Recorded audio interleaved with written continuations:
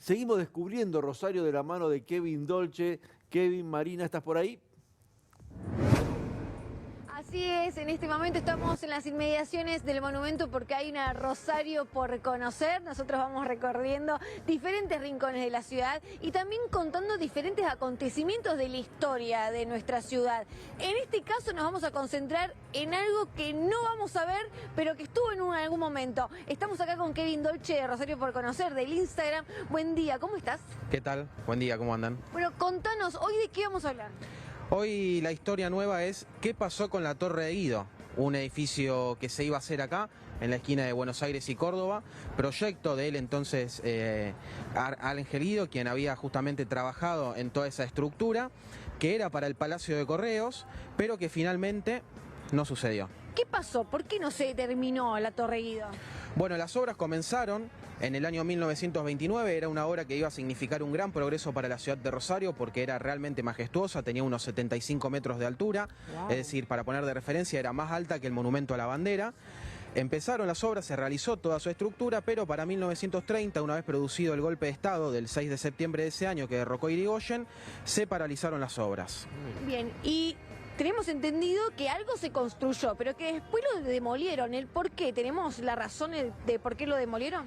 Bueno, el motivo oficial que esgrimió desde Nación, desde Obras Públicas, fue que no había dinero para poder seguir con las obras. Ese fue el problema oficial que dijeron. Pero una vez que empezaron los trabajos de demolición, dado que como no se podía concretar había que demolerlo, terminó costando 3 veces más demoler lo que se había hecho que lo que hubiese costado terminarlo, además de que en la misma obra de desmantelamiento fallecieron 3 obreros, es decir, cayó por su propio peso ese motivo de, teóricamente, de que no alcanzaba el dinero. ¿Hasta dónde había llegado? Entonces de ahí se puede... Sí, te consulto. Se había hecho disculpa. toda la estructura metálica, sí. ¿Había llegado ya al metro ¿Hasta dónde había 75? Digo, había la construcción avanzado, porque vemos imágenes y nos sorprende es impresionante. notablemente. Sí, sí, se hizo toda la estructura hasta la altura que estaba prevista, pero una vez concretado lo que era todo el esqueleto metálico es donde se empieza justamente a desmantelar, y si bien no hay un motivo oficial posteriormente descubierto que no era por el dinero, sí existen 2 hipótesis que nunca fueron oficializadas. Una es que era un problema con la iglesia, que no quería que haya un edificio más alto que la catedral, dado que estaba acá ubicado en diagonal, y otro fundamento que también se dijo era que el Palacio de Correos de Rosario no podía ser más alto que el de Buenos Aires. Ninguno de los 2 argumentos están registrados por escrito y forman parte de la historia oral de nuestra ciudad, pero sí tiene un poco más de sentido, sobre todo teniendo en cuenta lo que se mencionaba anteriormente en torno a lo económico. Kevin, Bueno, y como ustedes ven, hay una similitud muy importante con el monumento. Exactamente, es muy probable que Ángel Guido, quien también proyectó el Monumento a la Bandera, tenía esa idea de diseño, de darle esa forma a alguno de sus proyectos y que no lo pudo concretar con el Palacio de Correos, pero que sí pudo décadas más tarde hacerlo con el Monumento a la Bandera, dado que, haciendo una comparativa de lo que era el boceto de lo que hubiese sido el Palacio de Correos y del Monumento a la Bandera, se puede ver que hay una cierta similitud en el estilo, en la forma que tienen. ¿la Torre Guido para qué iba a ser utilizada? ¿Como correo o iba a tener otra finalidad?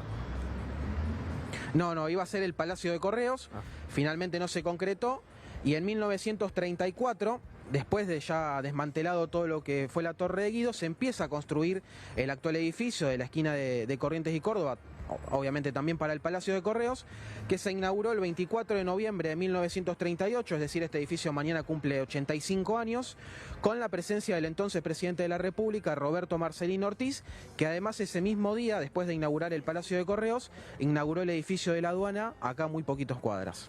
Bien, Bueno, una la verdad que Rosario que no aprender fue. todas las semanas sobre un acontecimiento, claro, distinto, sobre una Rosario que no fue, y también en otras oportunidades hemos hablado sobre una Rosario que es y que fue. Bueno, la verdad que es un placer, Kevin. Te agradecemos muchísimo y el fin de semana, la semana que viene volvemos a hablar. La semana que viene volvemos a hablar. Mientras tanto, pueden seguir en Instagram, @Rosario por conocer, para seguir aprendiendo más sobre Rosario. Bueno, Perfecto. clarísimo, muy interesante esto. Fíjate vos, ¿no? Cómo los egos, por un lado, de una ciudad Capital Federal, y por otro lado, de una confesión religiosa como la Iglesia Católica, terminaron dejando sin efecto algo que hoy podría ser un espacio histórico, turístico, y de lo cual muchos ni siquiera conocemos, porque estamos hablando de 100 años atrás. No conocía la historia, realmente impresionante. Más allá de que el edificio actual de la del Correo es hermoso. Sí, claro, pero bueno, nos quedamos ahí con un proyecto trunco. Gracias, Cone. Hasta luego. Sin dudas que no deja de ser hermoso el Correo. Hasta luego.